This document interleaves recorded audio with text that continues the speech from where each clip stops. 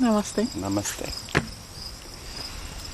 So, you often talk about being grounded and getting grounded, and I connect that with being present or in my body. I really just think of it like a body thing. Can you expand on that, or give us a basic definition of what you mean by be grounded? I can complement that by perhaps seeing what make you grounded, rather than trying to describe what is groundedness. Like, if we see that ground is very much related to earth and related to action. So the organs of action being the feet and the hands, and in the center of the hands you have the chakra that connects you to the heart. So what grounds you the most is the right action, and in that we need to understand what is right action. The right action is not the one that is valued as good or bad. It's the one that is clean from any expectations or intention. So we can call it the pure action is when you don't have any hidden agendas inside. Let's say if you are going to date somebody and you had that dating as a way to distract yourself from any pain or from boredom or from wanting to achieve something, that is not the pure action. It's not the right action. So that will end up in not grounding you. It will end up in kind of making you in a whirlpool where you don't have the ground. So saying that the grounding, it has, if we talk about the first chakra, it's a square and it has 4 petals. And each of the petals is a kind of in polarity. They're facing each other. And one is the enjoyment of pleasure, and the other one is the restriction of pleasure. The other one is the joy, the enjoyment of joy. The natural joy, I think that's how I say in the yogi text. The natural enjoyment of joy. And then is self-discipline, or not to be indulging. So with that, you see that there is order and balance. And it's not saying no to pleasure or yes to pleasure. It's just asking the middle ground. Meaning that you can have the pleasure but not to identify with the pleasure. And also to educate the senses, because it's through the senses that we get identified with that pleasure, joy. Yeah. So how much can you see? How much can you talk? How much can you sense? How much can you hear? It saturates you, and then it becomes dull. And in that dullness, it feels like a ground because you are denser. But it's not the true ground. It's just the tamas, a little bit of tamas. You feel, oh yeah, I'm grounded, I'm moving slow, but that is not it. So saturation of the senses need to be measured by self-discipline. No excess in anything. Not excess in any pleasure. Now, if we talk about the first chakra, It's kind of a secret dwelling of life. We say, oh, that's where the Kundalini is and so on. But what is that? So when that sparkle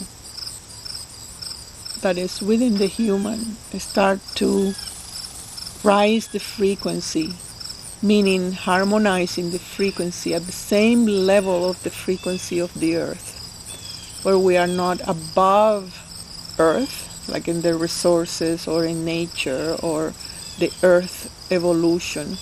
We accept humanity as it is. That frequency in the first chakra start to make peace with ancestries, with the ancestries of our humanity. We don't hate humanity. We have faith in the human nature rather than, oh my God, they're all crazy and So as that frequency of the first chakra rises, it matches the frequency of the earth itself. And in that moment, unblocked the gate and you go down. You go down to earth. You have permission to know the secrets of earth.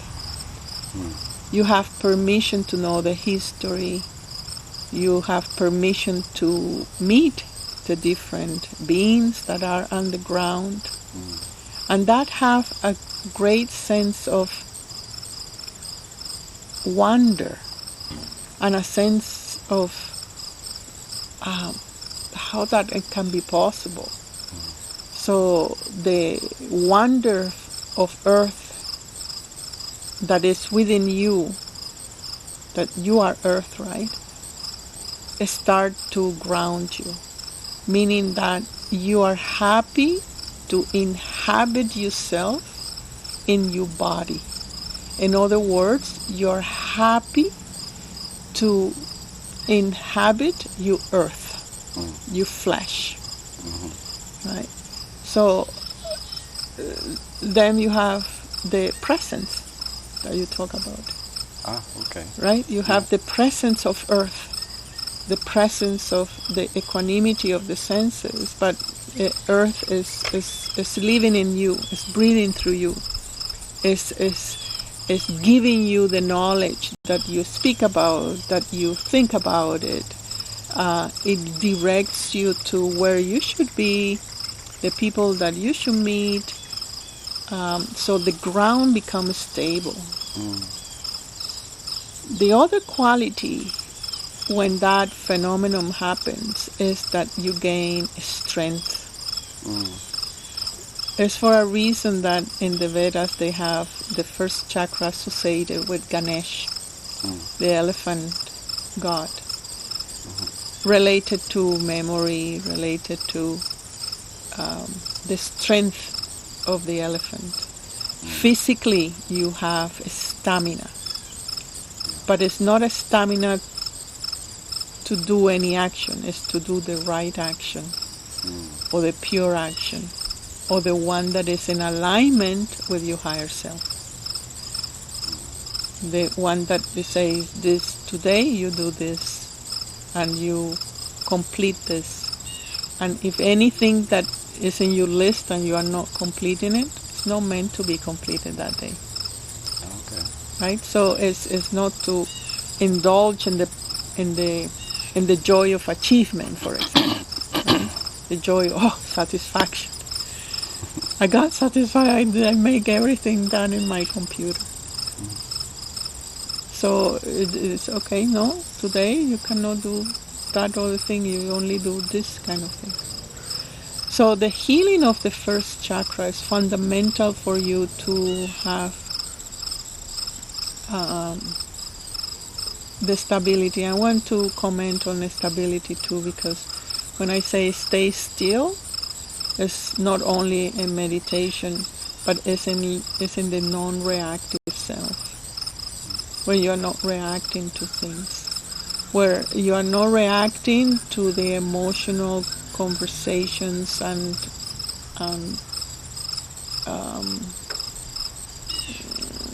dialogues that happens in your mind, right?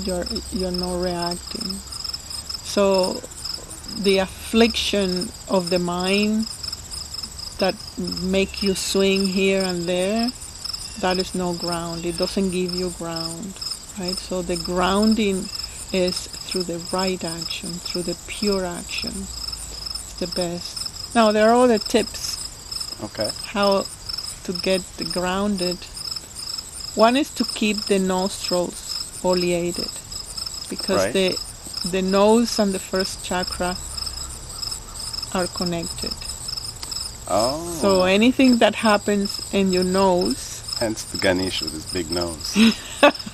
anything that happens in your nose is purifying your first chakra. That's why we meditate in the tip top of the nose, to create a stability. Your mind start to settle. So it's important to purify, do nasya, and keep the nostrils oleated.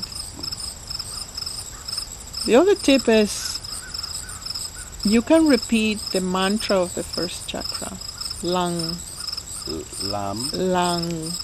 In some texts they say L-A-N-G. Lang. Yeah, Lang. And you can do that mentally, focusing in the tip top of the nose. Okay. Right? Yeah. Or loud as well. That will call the gate. It will knock the gate to the goddesses that say, can I be stable, can be strong? Can I have the equanimity in between pleasure, the enjoyment of pleasure, and the self-discipline? Between the natural joy and the non-dwelling in it. So the seed mantra, it knocked the door of the chakra. And the other thing you can do is to serve ancestors. How do we do that? Serve the mother, or serve your siblings. Our relations. Yeah, you relate. You help. You help them. You honor them. You do a ceremony for them. You know, native people, they always do ceremonies about the ancestors as a way of grounding themselves into the earth. Oh yes. Right? Yeah. So it's part of the grounding, that kind of prayer, that kind of remembering where you come from, because that chakra is also very much attached to ancestries and all biological ancestors, cosmic ancestors, earth ancestors. So it's another thing you can do to ground yourself. Well, it seems so foundational and vital. It's like we ought to be focusing on this every day. Yeah. And mostly you cannot advance spiritually if you don't have that ground, because any new knowledge, it will swing you in the affliction. You will take that and you will accommodate that in the affliction of the mind, the instability of the mind. But if you're steady and have the strength to have a lot of work, that's the other capacity that have that chakra. You feel undefeated in front of a load of work. Right. So it's the foundation for sure to spiritual work is to be stable. Well, now people talk about manifesting. Is that a first chakra thing primarily? Because the knowledge comes in, we want to bring it into our reality, then I guess it's a first chakra thing you're talking about. You have to be grounded. Manifestation is more, we are always manifesting. So it means that every cell in the body have a charge. And that charge is in agreement with a belief system. When your belief system start activating the cells, the matter in the body, you emanate. all your chakras emanate, all the protons and neutrons within the body start synchronizing and organizing a series of events, a series of thoughts, a series of opportunities and challenges. So it's the whole matter that manifests matter. Okay. It goes on and on and on and on. It uses all the chakra system, of course, but matter recycles energy. It dies. Matter transforms into energy, energy into matter again. Thought. So we are creators, all the time. Every out breath, charged by the words, are manifesting. Okay. It may be in different timelines, but it's manifesting. Yes. So being grounded changes the quality of these manifestations. Yes. Yes. Being grounded, you know what to manifest, and you're honest. You're not manifesting all messy actions. All actions are more towards one thing, right? Which is your enjoyment and your pleasure, the natural enjoyment of being in the form, and that's something we forget, and it's the celebration. The celebration of being in the form, not to hate the body, not to feel constricted in the body, but to expand that joy into the cells so we can take more space on earth, more vibrational food comes with the stability. So you talked about connecting with others as the distraction from being grounded, for example. So, but everything else you've said seems a very self-focused issue. So the first chakra is all about ourself first and grounding ourself, except for the ancestors you mentioned. That too is also connected to the self. There seems to be something to say about other people in relationship, for example, relation to our ancestors, but you said that our external could be a distraction. In reality, the other is a face of you. And what you see as the other is an aspect of you that is trying to communicate. That's one side. The other side is the other. As the other, you cannot see it because of your belief systems, because of the filters. So most of the time we live in our cocoon, in our projected self. But when we see the other, an explosion of celebration comes because the other is equal to you in spirit. Right. There's no difference. So to see the other, you have to remove the filtering. Is that possible? How Of do we course. do that? How? That doesn't... we always need to have a belief system to function on the planet, don't we? To do anything. Yes, but requires we are identifying with that belief. Okay. So if that belief is not pure. It has it has an agenda. It has a.